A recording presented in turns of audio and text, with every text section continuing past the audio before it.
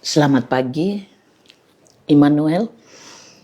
Saudara, sebelum kita mendengar firman Allah, mari kita satu dalam doa, kita berdoa. Bapa Surgawi, Bapa yang penuh dengan perhatian dan kasih yang kekal. Terima kasih sepanjang kawal malam Engkau menjaga kami dan kami boleh bangun untuk bersyukur. Dan di saat ini kami merindukan firman-Mu. Engkau kiranya menuntun perjalanan hidup setiap orang sehingga setara dengan apa yang menjadi keinginan Tuhan. Dalam nama Tuhan Yesus urapan-Mu mengalir dan biar setiap hati terbuka untuk apa yang Engkau kehendaki. Dalam nama Yesus kami terima firman kehidupan. Haleluya, haleluya, amin.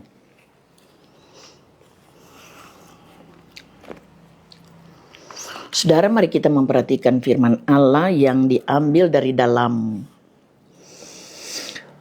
Mazmur 43. Mazmur 43 kita akan membaca pada ayat yang pertama. Berilah keadilan kepadaku ya Allah, dan perjuangkanlah perkaraku terhadap kaum yang tidak saleh. Luputkanlah aku dari orang penipu dan curang. Haleluya. Nah, ini adalah seruan dari sosok pribadi pemazmur yang luar biasa, yang menjadi tokoh idola bagi bangsa pilihan, yaitu Israel. Dan pemazmur yang ada karena hidupnya dia ada kerinduan yang besar untuk berjalan dari kebenaran datang pada kebenaran. Dan di dalam perjuangan ini tidak luput atau tidak pernah lepas dari yang namanya keadaan yang memungkinkan untuk dia terjepit, untuk dia tersudut, bahkan nyaris nyawanya akan hilang. Tapi saudara sekalian, perhatikan apa yang dia inginkan dan damba-dambakan di hadapan Tuhan sesuai dengan apa yang kita dengar sekarang. Dia bermohon kepada Tuhan, berilah keadilan kepadaku ya Allah. Dan perjuangkanlah perkaraku terhadap kaum yang tidak saleh. Jadi, saudara sekalian, jalan hidup seseorang kadangkala ketemu dengan kondisi yang demikian. Sebab di muka bumi ini ada banyak manusia. Dan manusia-manusia yang ada memiliki karakter yang berbeda-beda. Dan di sini nampak bahwa pemazmur yang ada berhadapan dengan kaum yang tidak saleh. Nah, kaum yang tidak saleh ini akan keberadaan mereka lebih condong untuk melakukan hal yang kurang baik. Contohnya seperti apa yang diutarakan oleh pemazmur ini, yaitu luputkanlah aku dari orang penipu dan orang curang. Saudara sekalian, situasi ini memang ada, bahkan justru sampai dunia masa sekarang keadaan ini merajalela di mana-mana. Dan tidak ada ketakutan untuk melakukan hal yang ada. Yang penting ada keuntungan di balik dari perbuatan yang dilakukan ini, yaitu perbuatan tercela. Kenapa tercela? Karena menipu atau curang.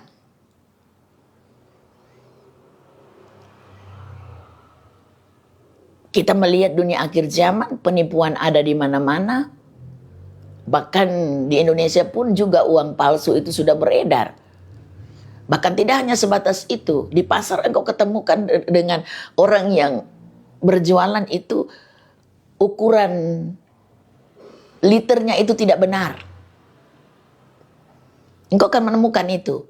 Nah, sedangkan engkau melihat di sana, dia orang apa? Orang Kristen. Udahlah, kalau orang yang bukan Kristen berarti tidak mengenal aturan Kristus. Tapi kalau orang Kristen, julukannya Kristen, sudah pasti setidak-tidaknya sedikit pun dia tahu ajaran Kristus. Jangan melakukan hal yang melebihi aturan dari kebenaran, yaitu di sini keluhan penipu atau curang. Ada sosok pribadi yang mohon berdoa bagi saya tentang lahannya. Nah, dia tidak tahu bahwa orang-orang yang ada ya sudah meraup keuntungan dari hasil tanahnya. Dia tidak nyadar. Ya, sudah diberitahu. Tapi lebih condong untuk tidak menggubris hal itu karena apa? Pribadinya sendiri juga belum ada di areanya Allah. Rokok mati pasang. Dan masih ada penyembahan lain dalam lingkup rumahnya. Nah, orang yang memiliki model demikian sudah pasti tidak akan pernah terlepas dari orang yang berlaku curang. Karena tidak ada tembok Allah untuk kehidupannya. Dia terus akan tergiring dengan kondisi yang ada di dunia akhir zaman. Kenapa? Tidak ada tembok perlindungan Allah. Karena hidupnya masih ada pada posisi yaitu tidak tunduk pada kebenaran Allah. Jadi orang yang butuh yang namanya keadilan yang diuntukkan Allah buat hidupnya, maka dia harus ada dekat dengan Allah. Sehingga sekalipun dia mengalami hal itu, karena dia tahu bahwa kondisi itu akan berakhir untuk kehidupannya, makanya dia menghimbau untuk keberadaan hidupnya untuk dirinya sendiri. Pada ayat yang kelima di sana dikatakan, bagian yang terakhir, berharaplah kepada Allah, sebab aku bersyukur lagi kepadanya, penolongku dan Allahku. Jadi yang bisa melepaskan setiap orang dari keberadaan orang-orang yang menipu, orang-orang yang curang, ada di saat dia ada bersama dengan Tuhan, dan tidak hanya sekedar ada bersama, tapi mengerjakan apa yang dia mau dalam hidup ini. Nah, saya sudah ketahui, kalau melihat orang model demikian, mau dibimbing tapi tidak melakukan kebenaran, ya saya anggap ya itu urusan dia. Karena tidak mau masuk pada kebenaran Allah. Mau dibimbing.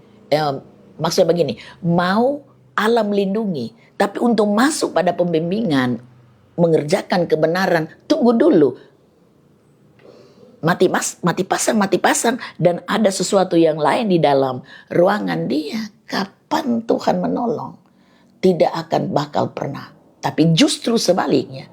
Dia akan mengalami hal-hal yang buruk jika dia tidak menyadari tentang hal itu. Nah, kembali kepada firman Allah. Jika engkau mau keadilan ini diberlakukan Allah untuk kehidupanmu, dan engkau terlepas dari inceran orang penipu dan orang curang, ingatlah, harapanmu kepada Tuhan jangan pernah kendor. Harapanmu kepada Tuhan jangan pernah hilang. Harapanmu kepada Tuhan jangan pernah pupus. Kalau engkau hilang harapan, pupus harapan, kapan engkau menemukan pertolongan? Engkau tidak akan pernah menemukan pertolongan. Sebab pertolongan yang sempurna, sumbernya, datangnya hanya dari satu pribadi. Yaitu siapa? Allah yang kita sembah di dalam Kristus Yesus. Dialah yang menolong engkau dan melepaskan engkau dari kondisi yang sudah digambarkan oleh pemazmur ini. Karena memang dia mengalami hal itu. Dan memang benar, dia mengalami pertolongan Tuhan. Dan justru Tuhan mengangkat dia menjadi orang yang diprioritaskan oleh Allah. Kenapa? Dia menepis dari kondisi yang tidak disukai oleh Allah. Sekalipun kadangkala dia jatuh, kadangkala dia mengalami hal yang kurang baik, tapi jelas posisi hidupnya, keberadaan hidupnya, terlebih mata hatinya itu terus dan terpaut kepada Tuhan. Kalau engkau ingin mengalami hal yang demikian, biar hatimu terpaut kepada Tuhan. Karena saya banyak melihat orang yang datang untuk minta sokongan doa. Ada yang mau ingin dituntun dengan firman, tapi ada yang lebih condong untuk memaksakan diri dengan apa yang dia mau. Nah, orang yang model demikian tidak akan bakal pernah menemukan pertolongan. Sebab orang yang menemukan pertolongan kecuali dia tunduk dengan apa yang menjadi keinginan Tuhan, melepaskan diri dari hal yang kurang pas, yang tidak sesuai atau tidak cocok dengan kebenaran Allah. Jadikan kebenaran Allah menjadi tolak ukur untuk perjalanan hidupmu, maka dalam keadaan apapun ada tangan Tuhan yang melakukan sesuatu bagimu, menunjukkan yang mana dia peduli dengan keadaan hidupmu. Oke? Tuhan Yesus memberkati dan mari kita satu dalam doa. Kita berdoa. Engkau Bapa yang penuh dengan kekuasaan yang tiada terbatas.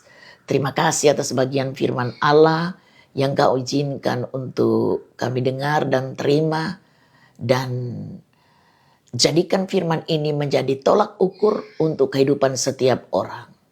Hindarkan umat-umat Allah dari keberadaan seperti apa yang Engkau sudah izinkan untuk diutarakan, yaitu keberadaan menipu dan berlaku curang. Biar itu tidak ada dalam kehidupan umat-Mu, dan jadikan umat-umat Allah menjadi orang-orang yang memprioritaskan kebenaran untuk dikerjakan di sepanjang kehidupan yang ada. Sehingga di saat mengalami hal yang kurang baik, ada tangan Tuhan pada waktunya untuk menolong setiap orang. Terima kasih. Dan biar Roh Kudus memeteraikan firman ini menjadi kekuatan, menjadi filter untuk keberadaan setiap orang. Sehingga setiap orang terbangun dari keberadaan hidup yang tidak berkenan kepada Allah dan masuk kepada kebenaran yang sesungguhnya. Berkati setiap pribadi, dan hamba minta dalam nama Yesus Kristus, setiap keberadaan yang menyulitkan umat-umat Allah, apapun itu yang menggerogoti keberadaan hidup mereka dalam hal tertentu, baik penyakit, baik kesulitan hidup, baik ekonomi, bahkan Tuhan Yesus, bisnis dan apa yang dirancang oleh mereka, Engkau yang turun tangan membenahi segala sesuatu dan memulihkan, bahkan membuka jalan. Bagimu tidak ada yang sukar. Terpujilah Kristus. Berkati pemerintah kami. Berkati seluruh orang-orang yang berjuang untuk pemulihan negeri kami. Dan berkati seluruh anak manusia di muka bumi. Dengan berkat keselamatan, panji kebenaran-Mu, panji salib-Mu dikibarkan di mana-mana, sehingga hujan pertobatan terjadi untuk seluruh bangsa. Terima kasih Tuhan di sepanjang hari ini, bahkan di sepanjang kehidupan kami semua. Setiap pekerjaan umat-umat Allah, di mana saja mereka bekerja, di darat, di laut, di udara, dan di unit mana, ada tangan Tuhan yang menudungi keberadaan masing-masing. Apa yang dipegang oleh tangan umatmu, semuanya diberkati oleh Tuhan. Inilah yang menjadi harapan kami. Tuhan baik, sempurna kasih-Mu. Di dalam nama Kristus Yesus, kami berdoa dan bersyukur. Haleluya, haleluya, haleluya. Amin. Tuhan Yesus memberkati. Selamat pagi, selamat beraktivitas.